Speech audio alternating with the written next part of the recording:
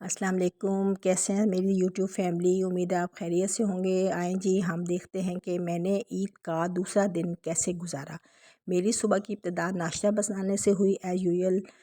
पराठे बनाए मैंने अपनी पूरी फैमिली के लिए और साथ बनाया अंडों वाला सालन जो कि प्याज और टमाटर और अंडों के साथ बनता है। क्योंकि रमज़ान में बहुत हैवी खा खा के हम सब थके पड़े थे, तो आज हमने कुछ लाइट सा नाश्ता करना था, तो इसलिए मैंने साथ अंडों वाला सालन बनाया और पूरी फैमिली के लिए बनाए पराठे। आज हमारा प्लान घूमने फिरने का था, क्योंकि मैंने पहले दिन हमारे घर दावत थी ईद के फर्स्ट डे, तो मेरा सारा दिन किचन में गुजरा था। इसलिए हमने आज प्लान किया हुआ था कि आज हम नाश्ता करके थोड़ा रेस्ट करेंगे और फिर तैयार होके घर को साफ़ सुथरा करके तो निकल जाएंगे, ईदियाँ वगैरह जहाँ जहाँ देनी है उधर चले जाएंगे। ये देखें जी, हम मज़े से मज़ेदार सा अंडों वाला सालन और पराठे और चाय और साथ कुछ थोड़ा सा ये हमारे पास थे जी कुछ पेस्ट्रीज़ वगैरह। तो ये हमने मज़े से बैठ के आराम से पूरी फैमिली ने नाश्ता किया, क्योंकि आज सब लोग घर हैं। और उसके बाद मैंने जो ईद की अपने गिफ्ट्स वगैरह तैयार किए हुए थे देने के लिए, वो मैंने कलेक्ट किए, अपने पास सारे एक दफ़ा रखे, उनको बैग्स वगैरह में डाला और फिर हम लोग जी चले गए।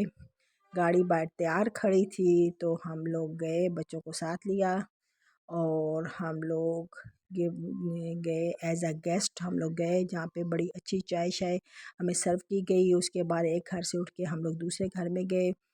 उधर के लिए जी हमने लिए हमारे शहर में एक नई बेकरी खुली थी सुल्तान, तो हमने सोचा जी इधर से सुल्तान से कुछ इनके लिए बेकरी वगैरह की कुछ चीज़ें लेके जाते हैं। तो इधर बहुत ही अच्छी अच्छी न्यू चीज़ें आई हुई थी, देख के दिल बहुत बाग बाग हो गया।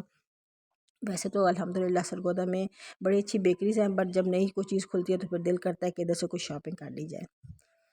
तो इधर से हमने कुछ अपने लिए लिया और कुछ आगे देने के लिए लिया।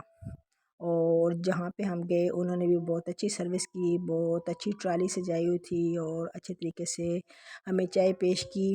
और आज का दिन आलमोस्ट 5 बजे तक तो बहुत ही बिज़ी आने जाने में गुज़रा। लेकिन जैसे ही मैं घर पहुंची तो मुझे कॉल आ गई मेरी सिस्टर की, जो कि लाहौर से आई हुई थी और उन्होंने आना था, तो इसलिए फिर वापसी पे उनके लिए भी थोड़ी सी चीज़ें नई बेकरी से कि ताकि वो चाय का अच्छा सा अरेंज हो जाए। और अब घर जाके मुझे बनाना था खाना उनके लिए रात का, तो अब मुझे घर जाने की जल्दी थी, तो हम लोग घर की तरफ आ गए और आके मैंने जी खाने की तैयारी शुरू कर दी और जल्दी जल्दी खाना बनाया। ये मैं बना रही थी ज़र्दा, साथ मैंने बनाए हैं मटर वाले राइस और जी साथ मैंने बनाया है जी चिकन कढ़ाई और साथ मैंने बनाया है मटन, जिसमें कि मैंने डाली हैं बड़ियाँ। शायद आप लोगों को किसी को इतना पता ना हो कि ये बड़ियाँ क्या हैं। ये हमारे भेड़ा में एक मतलब मशहूर भेड़ा की एक सौगात, आप समझ लें कि सौगात है बड़ियाँ, जो कि दाल से बनी होती हैं और चिकन में या मटन में ये बहुत ही मज़े में इसका शोरबा बनता है। और हम मतलब हमारी फैमिली में सब ये बहुत शौक़ से खाते हैं इसका शोरबा।